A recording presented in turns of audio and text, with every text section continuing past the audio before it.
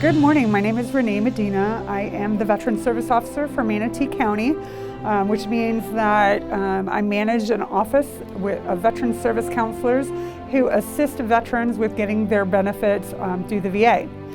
There are a lot of benefits that people don't realize that they're eligible for. When you get out of the military, you're really busy trying to figure out your life and where you belong in that life. So you're transitioning to jobs and family and friends. Benefits are usually going to be a side thought. And when you do have time to look into those benefits, you don't really know where to start. My office is Manatee County Veteran Services, but there are veteran service officers throughout every county in the state of Florida. It's actually regulated by Florida state statute that every county employ and benefit someone who does my job.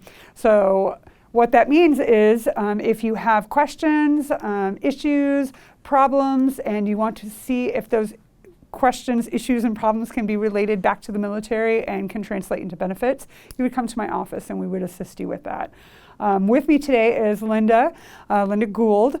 She is a recipient of some of those benefits, and we're going to talk a little bit about that. So she's also a 29-year Army colonel, retired. She is amazing. She has an amazing military service, and she's still doing great things in the community. So Linda, I'm going to go ahead and let you introduce yourself.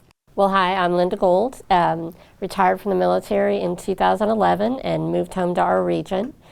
Renee and I were talking earlier about it's hard whether you were 29 years in the military, 2 or 3 years in the military, and you come back to your community. A lot of times, even if you grew up there, your friends have moved away. So how do you get integrated back into that civilian environment? And for me, it was through volunteering when I moved home. Spent a lot of time with my mom and my sister who live in the area, but started volunteering with different organizations, which actually in turn led to a consulting job with the Patterson Foundation, who built Patriot Plaza, the outdoor amphitheater at Sarasota National Cemetery. And I've been consulting on that particular project for over the last 11 years. What was so great for me was moving home and trying to meet people. Volunteering was definitely a key to get out and meet people. And then when I started with the Patterson Foundation, we started with, during the construction of Patriot Plaza, what was called Legacy of Valor, which was a year's worth of events and activities that honored veterans, inspired patriotism, and embraced freedom. And that kind of catapulted me and the Patterson Foundation out into the community. And that's how I really got integrated with veterans and veteran services and just different veterans organizations in our Sarasota Manatee region, Charlotte County, DeSoto as well, to know what's out there and to steer people towards those services if they need them. Not every veteran needs help. Lots of veterans are the ones that are veterans helping veterans, but it's really important to understand that there's resources out there to help if needed. Absolutely, and I think that's so important to get that message out and make sure people understand that. I know my service definitely wasn't as long as yours, but I did serve 4 years active duty and 4 years as a reservist in the U.S. Coast Guard. With my service, I was in love with everything that was related to it. When I did my ASVAB testing to get into the service, my recruiter was extremely surprised that I scored so high in mechanical skills, but I wasn't surprised. I was my dad's boy. I was the oldest daughter of 3 daughters, and he taught me everything that ever had to do with automotive. So before I could drive, I took an automotive in school and then advanced automotives. And so when I joined the service, I became a machinery technician. I really enjoyed my job. It was a lot of fun. I learned a lot. I worked on small boats. I worked on diesel engines. But I had the Coast Guard's small, so we did a lot of collateral duties as well. In the Coast Guard, the biggest rates are machinery technicians and bosun's mates, and we're the ones who also do the law enforcement. So I was a boarding officer, which is a federal law enforcement officer, and that's really why I joined. I was interested in law enforcement, and at the time that I was joining, you had to have experience. So I didn't want to put the strain on my dad of having him help me pay for school because he was raising 2 other kids by himself. So I figured, let's join the military. That's a good way to do it. Well, I got scared off by a Marine Corps recruiter who was a little crazy. So for 2 years, I did not do that. But when I moved to Arizona with some friends, and I was working as a security guard at the time, and that happened to be when the Oklahoma City bombing happened. Oh, wow. And I worked in an office, and I was listening to it on the radio. I was listening to the rescue. And I think what really hit home to me with that is that it was a homegrown terrorist that did that bombing. And I thought, it was just so insane to me, and it made me think about my life and what I was doing. I was 20 years old. I didn't have a real job that was sustainable, and I thought, well, I should serve my country. I should do something other than, waste time. So that's what was my impetus for joining the Coast Guard and doing law enforcement. I absolutely loved it. But the other things that I loved about it is I was on a ship for a year. So we went to Alaska, and we went to South America, and we chased drug runners everywhere. And then when that was done, I went to Miami Beach, and I was a law enforcement officer there, and it was crazy. It's the busiest Coast Guard station in the United States, and the rescues and the law enforcement and just the intensity was fantastic, just a wonderful experience. But after 4 years, I was ready to move on. The military for me was a stepping stone. But for me, it was a stepping stone into everything in my life. I met my husband there. I had the best jobs between then and now. Everything that I did it was my way to get money for school, so I got my degree after I got out. So that stepping stone, it led to everything good in my life. So I really enjoyed it. How about you, Linda? Why did you join? What was your service like? What was some of the favorite things that you did while you were in? Okay. Well, I graduated high school in Atlanta, Georgia. My father was a three-war Army veteran with World War II, Korea, and Vietnam. So I moved home to Sarasota region, and I went to University of South Florida in Tampa. And I knew I was going to go through ROTC. I'd signed up for the program. I didn't sign my contract until right before I went to camp. So I still got to kind of look around at what I was doing, but I was majoring in international studies, Latin America. And even though we'd never been stationed as a family in Latin America, I just loved it and wanted to be a foreign area officer, which is kind of a secondary specialty in the military. So you had to kind of do a branch and do some other kind of job. And so I went in the military as a military intelligence officer during the Cold War. And so what that means is was stationed in different places. My training was at Fort Huachuca, Arizona in intelligence with the basic course, advanced course, was in Fort Bragg, North Carolina, was in Germany, different places. And so one of the highlights too was being able to go back to Germany when I was working at Personnel Command and Military Intelligence Branch as the Berlin Wall was coming down. We got to go see that, so that was incredibly amazing.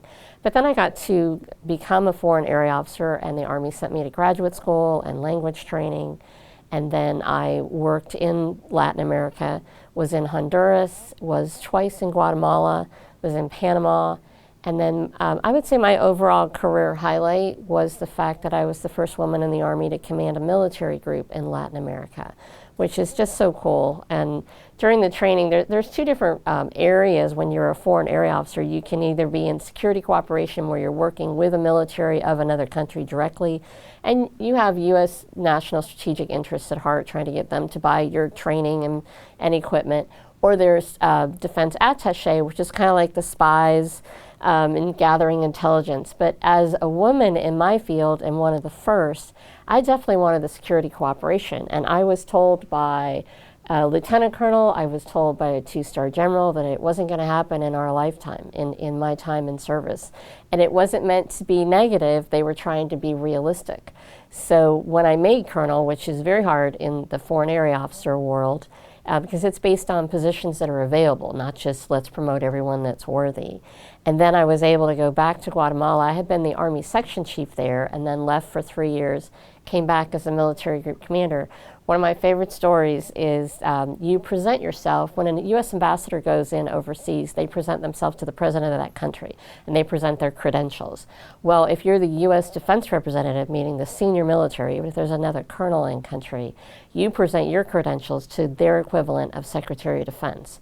So in Guatemala, it was the Minister of Defense, who was military. I had not worked with him in my previous tour, but I went in and I was in my uniform, and I saluted, and in Spanish said, "Colonel Linda Gould from the United States military, presenting herself as the U.S. Mill Group Commander."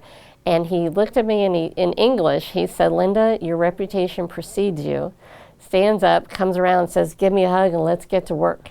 And we hit the ground running, and it was just amazing. And so I just had a fantastic time in the military. Not all experiences are bad.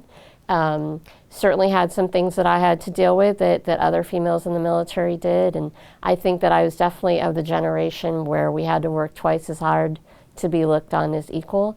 But I have to applaud the leaders that I had that were men that promoted me forward, not necessarily literally with rank, but when I was the Army Section Chief that time in Guatemala, people would try and go around me to my boss, who was the colonel, and he'd say, "No, if you want Army stuff, you can talk to Linda." And so he set them straight right away. So I was successful because of the support that I got. Absolutely. Well, it's amazing how, good leadership, female and male leadership in the military really drives you. And I know as a female in the military, as long as you showed ambition and hard work, they would the sky was the limit. They would let me do anything that I asked to do, which I found fantastic. So it drove me to work harder. And really, that's not a generational thing. I still do believe, I still do believe that women do have to work harder to prove themselves. But I'll tell you, a good command really makes the difference. And those commands, women and men both, who don't look at your gender, they look at what you do, what your quality of your work is key, and it drives good soldiers, good sailors to do good work. Well, I think there's a lot more available to women in the military now also. Absolutely. I remember years ago being on a plane and chatting to the person next to me, and I was a captain, and he said, are you a nurse or do you do administration?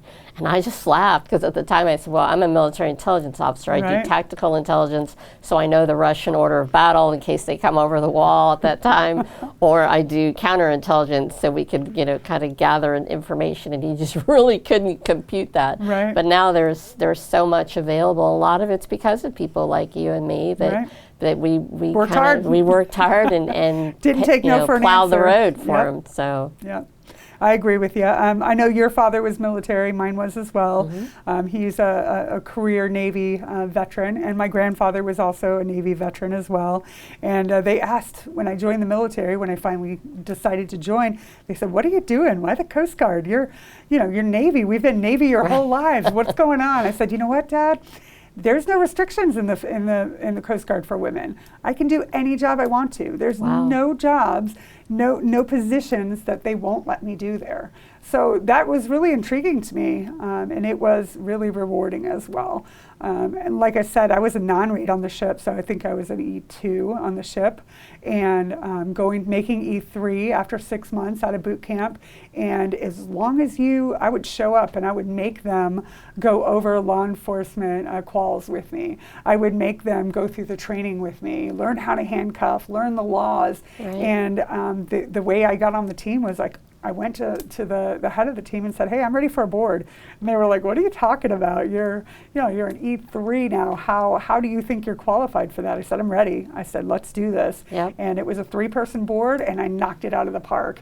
And they were like, "Well, congratulations. You are literally the first non-rate and female non-rate ever to be on the boarding team." So that was so exciting to me, and it was such an impetus to keep going, to keep trying.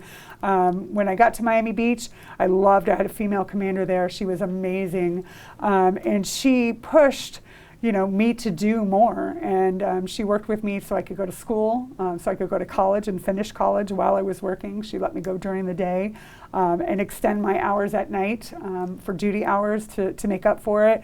And she was a big believer in equality. So I hear women sometimes say things like, "Oh, we want to be recognized." I don't even think it's a recognition thing. I think we just want equal opportunity and equal. I think acceptance. Just accept exactly. that you're one of the team, or that you have the skills that other people do. And no woman that has been shut out of different training or jobs in the military wants the standards lowered so that they can Exactly. get there, because that's not the point. Right. The point is being allowed to compete, like with Ranger School in the Army or that Absolutely. type of thing. Absolutely. I mean, there are definitely differences between women and men, but women bring a lot to the table. Mm-hmm. And where men are deficient in some skills, women are the equal to that. Right. So I agree with you. We just want equal opportunity.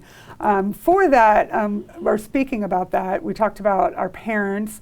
I know that you came to Veteran Services to look for assistance with your mom. I did. I moved in with my mother in 2018, and she had a fall or two, or a stroke, and started declining 2019, 2020. And she had always told us, and we had always planned and hoped that we'd be able to come through with keeping her at home. And it worked out. I was able to move in with her. It's a unique position, as I have a lot of friends taking care of their parents now from different cities and trying to figure that out. But it was interesting for me because over the years I had become such an advocate for veterans, learning through my work with the Patterson Foundation and Patriot Plaza, all the different veterans groups that I've met. So I had been pushing people towards the Veteran Services Office, never thinking about what I personally would need. Of course. And so someone said, you need to go talk, because there's benefits there that could help your mom. My mom wasn't the veteran, but she was the widow of a veteran. And so it was aid in attendance, and it came out to a little over $300 a month. But what that money did for us is it was 13 caregiving hours based on how much we were paying an hour at that point. Right. And I was her primary caregiver. And starting in October of 2019, we had a caregiver 7 nights a week, and then three days during the week, because I was trying to do it all. I thought I would be able to do the night shift, and then the daytime person could come in and maybe I'd catch a nap or whatever, but there was always something to do. So that really helped, because we actually were in the unique position where we were moving into COVID time in 2020. So we actually chose not to do an agency, although I would definitely recommend somebody try that first. But my mother had no dementia or mental issues to contend with, so she really wanted to form a bond with her caregivers. Right. So we used women that were private, and we became a household employer with the IRS, because keeping someone at home and having that level of caregiving can be $10,000 to $12,000 a month. Absolutely. So, but Mom was very lucky. My father was a 30-year Army veteran, World War II, Korea, Vietnam, and super smart. He had 100% disability. He'd had some heart issues towards the end of his career that were all service related. And so he had opted for the survival benefit plan. So she had his pension coming in, but then also the DIC, Right. where she qualified with the VA. So Right. we were very blessed from that, so that we had some of the financial ability to bring caregivers in, because I've got friends where it's just them. Right. So in fact, I just talked to a girlfriend of mine who's, when I asked her if her father, wasn't her father in the military, and her first thing she said was, well, I don't know how to get, we don't know where his DD-214 is. I said, you need to go to the nearest VSO, Veteran Service Officer, and have them help you figure that out, and then see what she's eligible for. Absolutely. So she's literally working on that right now. So. Yeah, it's funny when you get out of the military is a young man's game. You play that game when you're younger. Mm-hmm. When you get, even if you retire after 29 years, you're still only in your 40s or 50s when you're Mm-hmm. retiring. Yes. So there's a lot of benefits that they don't tell you about that you don't know because they don't know. And one of those benefits is DIC. So DIC is a death indemnity claim. That benefit is that your mom was getting was because your dad died from service-connected Mm-hmm. disability. Yep. That's a big deal now because a lot of the laws with the VA has changed. With the PACT Act that was passed at the end of 2022, there's a lot more eligibility. People who have looked into benefits before and may not have qualified before may qualify now. So definitely, I definitely always encourage, go to the Veteran Service Office in your area and have those documents looked at. Have your DD-214, have your military service record in hand, or let us help you order them so we can find out if you are eligible for benefits now. A lot of the new benefits are due to exposures. I've never been to war, I've never been to a war zone, but they have what's called the TERA Act that came with the PACT Act, and that has more to do with exposures. Exposures can be anything from diesel fuels to asbestos to all kinds of things, anything. And if they think, if there is a medical link between what you have now and your service and what you were exposed to, it's very easy to get service connection now. The world has changed. So your mom was getting DIC, and the benefit that you added onto it when she needed extra care with activity of daily living was aid and attendance. That aid and attendance can be also used with what's called a pension benefit. The pension benefit is for those that their spouses served during the military and at least one day of wartime service. They don't have to have served in a combat zone, but they had to serve during a wartime period that's set by Congress. And if they qualify for that, it's a little bit different. Where your mom qualified because your dad died from that, but pension benefit is based on 4 things. 1, the military service of the veteran. 2, it's based on your assets and your income. And it's based on those needs for activity of daily living assistance. So those are the things that we're going to look for when you come in with your DD-214 to see if you have those other eligibilities. And maybe you don't qualify now because you're fine and everything's great and you're living life and you have no issues. But you definitely want to know that when you do start having those issues and you do start needing help with activities of daily living, there's assistance there. For a veteran, it's up to $2,400 a month. For a surviving spouse of a deceased veteran, it's $1,400 a month. Who can't use an extra $1,400 a month when you're looking for either in-home care or assisted living? It's a big chunk of change to help you when you need it most. So definitely a good benefit to know about that not enough people do know about. Right.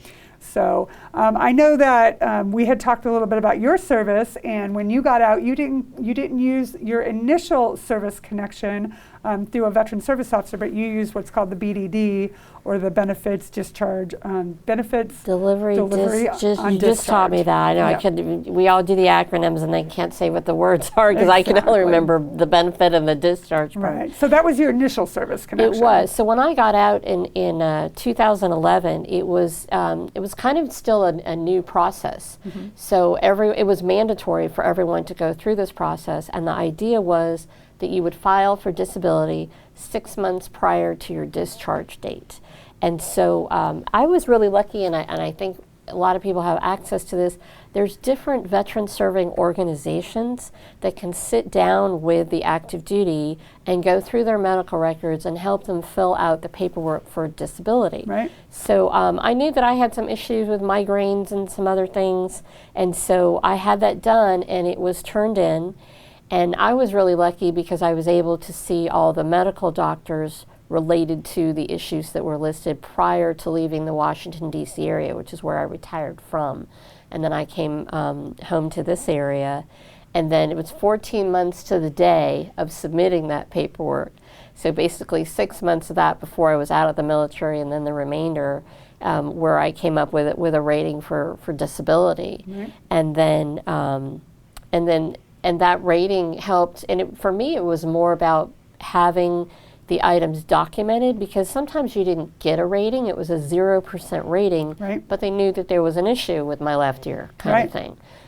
Or it was a specific rating, and don't try and add up all the numbers because that's not how it works. It's a very mathematical equation or whatever.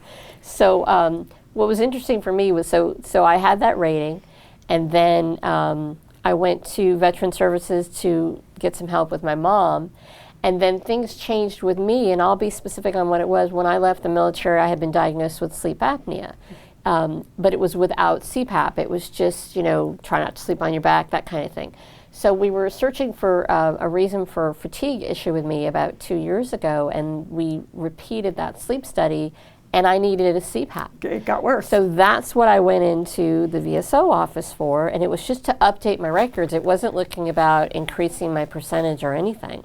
And so the woman that was helping me was fantastic. Her name's Rose, And she said, let's go back and look at everything. And as she started listing some of the things out loud, I was like, oh my God, I forgot that my right shoulder was service connected. That's so weird because I'm getting physical therapy for that right now. So we went through, I think had been a total of 12 different issues, and 5 of them, she said, we need to get these reevaluated. So we did, and it ended up increasing my percentage of disability, which that's not what I went in there for. Of course. But that's what people need to understand, and what veterans, I think, need to understand. And a lot of times it is the younger generation, or it can be my slightly, we'll say, older and seasoned generation, that you're not taking this benefit away from someone else. So it is super important to understand. Right. So you not seeking help with issues that you have is not helping someone else. It's denying you from getting the support. Absolutely. So go into your veteran service office, ask about either if it's help for a parent, or if it's, hey, do I need to be updating because this has changed with me medically? Right. Or I have 2 nephews. I come from a big military family. My father was Army, I was Army, my younger brother was Air Force, my brother-in-law Air Force. But my 2 nephews grew up in this area. One graduated from Sarasota Military Academy, went in the Army for 4 years and is now out. And the other went to Sarasota High School and went in the Marine Corps for 4 years and is now out. So one's using the GI Bill from himself, but also from my brother, right, to go back to college and become a pilot, actually. And the other one is a contractor at Shaw Air Force Base. And both of them didn't really think about it with the disability when they got out. It was like, yeah, whatever. And now they're thinking, okay, wait, I do have this particular issue, right, that I didn't think it was a big deal, right, so I really should look and they understand a little bit more about healthcare, right, out there, and that VA healthcare is big. Healthcare is a big deal, absolutely, and VA healthcare is phenomenal. No medical healthcare system out there is perfect. Right. It's all about understanding, and it's about having advocates for you. So absolutely, you have to advocate for yourself. Right. And even when I was going to update my records, and I went online, and you go to the VA website, and it's pretty self-explanatory.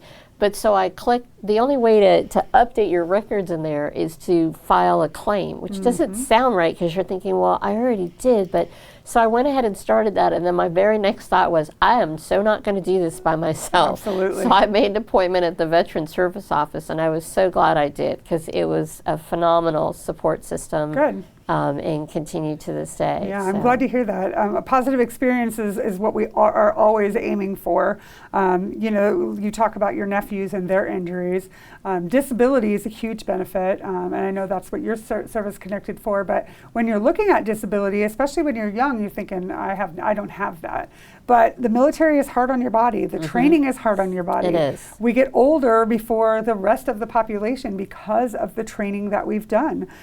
So it's really important that knee, that torn meniscus that you had in service, that you went in fine, you came out broken, the VA is responsible for taking care of that. So that knee with that torn meniscus that you had in service is service connectable. Maybe you don't have any problems now. Maybe it is 0%.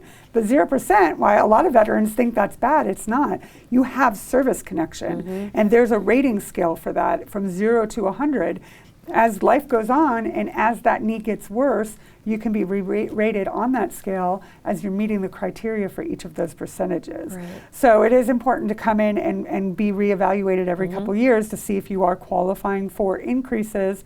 But you want to do that with a veteran service officer, because when you're filing a claim, they're not just going to look at what you're filing for, they're actually going to review your entire file. Exactly. So if they say, hey, we'll give you 10% for that knee, but we see you have no medical issues or nothing recorded about those migraines that you're 40% for the last 3 years, we're actually going to propose to reduce you to 0 for those migraines. So you've just shot yourself in the foot. So we're going to counsel you in the proper way to file a claim without putting your claim in danger of being reduced. Unfortunately, that happens way too much. The VA gives you those tools to go on and file the claims yourself, but they don't explain the pillars of disability. Right. They don't explain their process. So you can go and file, but you don't understand what they're looking for. And really that's what creates disgruntled veterans. They're filing for things they know they got in service, but they don't understand that they need the medical evidence to prove it, to back it up. And that's what we help with. We help you get that medical evidence. We help you put together what's called a fully developed claim, so it stays in a fully developed claim process. So one, it gets your claim done faster. Two, it gets your chances of getting service connected or getting increased much greater if you're trying to do it on your own and you don't understand the evidence needed. But three, it facilitates getting service connected. It's a great thing. Well, and getting it faster is, I was going to say, so last year, my appointment with the VSO was on April 11th. Yeah. So I had 5 issues that were going to get re-looked at. So on May 5th, I had 3 of them looked at up in Bay Pines. The other 2 were sent to community care, so they were here in the region. So I had 1 appointment in June and 1 in July. So by the first week in August, all 5 issues had been looked at, reevaluated, and everything adjudicated. Fantastic. So that's a really quick turnaround. Yes, that's a fully developed claim process. Exactly. Exactly. When you don't have everything that they need, the VA has to develop. They have to ask for things, and that takes it out of that fully developed claim process, and they set it aside. They ask you for that evidence, and they don't move on your claim until you provide what they need. Well, the other thing is, too, people, again, need to advocate for themselves. So even though those first 3 appointments came right away, and I was told, the next ones will come within this certain amount of time, I still had to make a call or 2 to make sure that it wasn't just sitting there that, no, okay, well, I haven't received a call for that. Oh, okay, good that you let us know, so they could push it along. So definitely need to look out for yourself, but go into a veteran service office and ask. A lot of veterans don't like to ask for help. So maybe think of it as going in to get information. Absolutely. It's going to help you. Absolutely. But you absolutely earned it with your service in the military. 100%. And you're right. We get that all the time. I don't want to take away from another veteran by filing for a claim. That is absolutely not the way the benefit works. Come and get the benefits that you've earned. Disability, by definition, is how it affects your ability to work. So that torn meniscus prevents you from standing on your feet. It's going to prevent you from doing certain types of jobs. So the VA is going to supplement that percentage of what it's taking away from your work life. So that's important. It's important to you to be able to sustain a healthy and prosperous work life, but it's important for your family as well. And those benefits that you're service connected for, if they cause your death, as many Agent Orange disabilities do, as now the PACT Act and all of the exposures from many of the countries that people served in support of the Gulf War, if they cause your death, then you're leaving those benefits to your family. So if you're not doing it for yourself, do it for your family. Make sure that you're taking care of everybody, and that's a good way to do that. Well, people don't like to necessarily talk about that, but that happens with all of us. And one of the benefits from having served in the military is to be able to be buried in a national cemetery. Absolutely, and you're an expert on that. Absolutely. So, I mean, when my father and mother had made their arrangements years ago, Sarasota National Cemetery didn't exist for us. The next closest one is north of Tampa in Bushnell. And then we currently have closing in on 9 in the state of Florida. But so you're eligible to be buried there. What a lot of people don't realize is they still have to they have to make arrangements. So that you can go to a funeral home or a crematorium, however you've decided. You can be in the columbarium. What they have now, too, is you can be cremated and buried with a headstone, and they're called cremains. So if you're ever out at Sarasota National Cemetery and you see sections where the headstones are only 4 feet apart instead of 6 or 8, that's why. Is those are the cremains. So, but I'm already working to do that, and unfortunately, one of the reasons I saw the benefit of that is my mother had done her arrangements years ago. So when I was in the full throes of that and mourning her, it was all set up, so everything was taken care of, and she's at Arlington with my dad. So, but I already know that I'll be here at Sarasota National Cemetery, already working towards that, hoping not to have to use that benefit anytime soon. But again, I think knowing it's there. It's knowing it's there, and it is about taking care of your family in that particular instance. So take care of yourself while you're here, make arrangements for after, and just live your best life, but get some support and help, and the Veteran Service Office can do that for you. Absolutely. We can let you know if you're eligible for burial in the National Cemetery, and there's benefits if you want to go into a private cemetery as well. The VA will provide headstones if it's allowed by the cemetery you're going in, and if not, if they go for an aesthetic that is not allowed to have VA headstones, there's medallions that you can have attached to your headstone there. And for people like your mom, who when your dad died, she was eligible for a $2,000 reimbursement for benefits for your dad because his death was service connected. Mm-hmm. But veterans don't realize if they're service connected, but that didn't cause their death, there's a $300 burial benefit that can assist with your cremation or your body preparation for. And for the national cemeteries, it's free from the gates in, which is a big deal. You're not paying for the burial. You're not paying for perpetual care of that grave site. They're going to take care of everything from the gates in. That's important. It is important. So there's a lot of things that Veterans Services can assist with that people don't realize and people don't think about. And Veterans Service offices are there to make sure that you are aware of all the benefits that you're eligible for and the benefits that you're not eligible for.